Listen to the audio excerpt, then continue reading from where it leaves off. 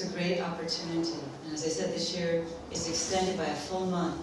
So there should be a significant impact on planetary consciousness as a result of this higher interlude period this year. There will be great release of energies, and we can help. So we're given an opportunity here. And it's interesting that there's so much going on in Tibet right now. And the Open Center, I know, is sponsoring an interfaith gathering this Sunday, 86th and West End, from 6 to 8, I believe. And it's, to support the Tibetan people, to support the Dalai Lama, and to bring about, through the power of thought and meditation and prayer, a healing to that part of the planet that gave so much to the planet.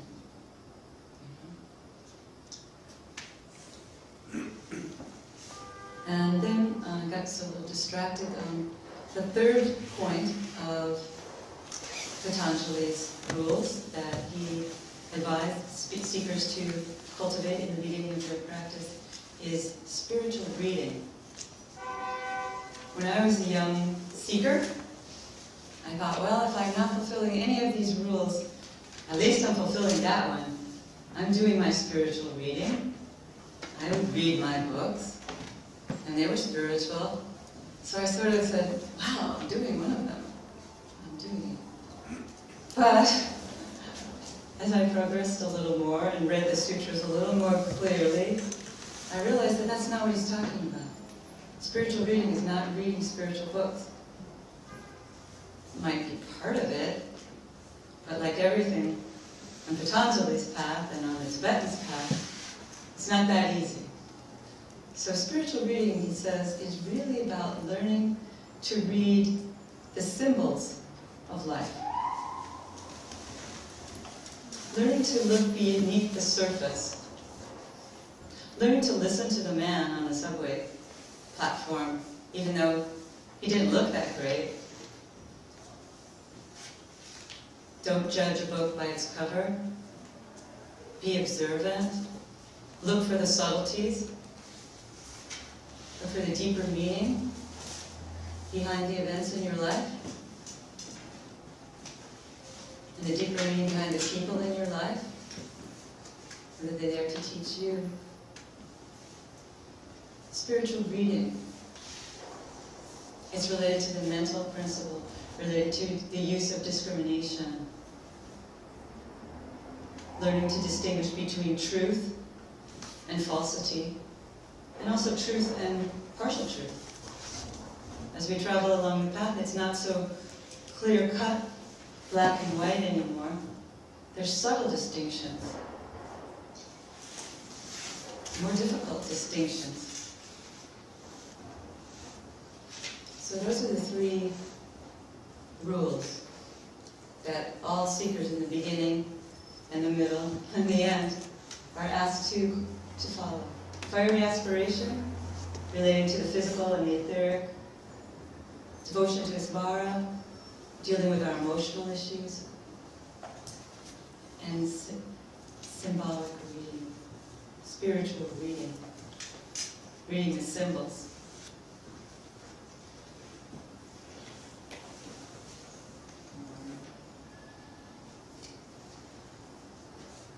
I was stating before that we no longer have these teachers. We're no longer blessed to have these teachers on the physical plane teaching us. Because there's too many people seeking truth. So the methods of training have changed. And I just wanted to share a little bit of information about another aspect of the Tibetans' work that was, I think, shows us about the way we're being trained if we are serious today. The Tibetan worked with Alice Bailey to write these books, but another aspect of the work he did was to train a group of disciples, he called them. A disciple really means learning boy, learning girl. It's someone who's learning, and we're all learning.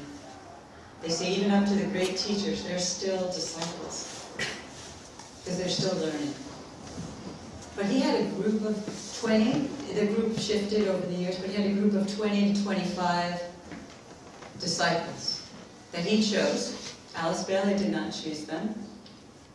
And he worked with this group for 20 years.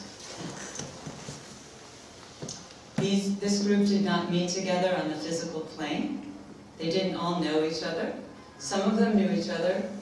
Some of them worked together, but not necessarily related to this group. This group was a subjective group. This group was in training through a process of stimulation that was afforded to it by its work with this teacher, Tibetan. So it was sort of like what we were talking about last time about penetrating into the inner ashram and receiving the training on the subtle planes. So he worked with this group of 20 to 25 people, and the really powerful part of it that comes down to us is embodied in 2 books called Discipleship in the New Age, volumes 1 and 2. Those are 2 books that contain the teaching that was given to this group. And a very interesting part of that teaching were letters that he wrote to the individual disciples. So there's a series of letters grouped together to the different disciples in the group. And so you really get to see how a great teacher handles his students.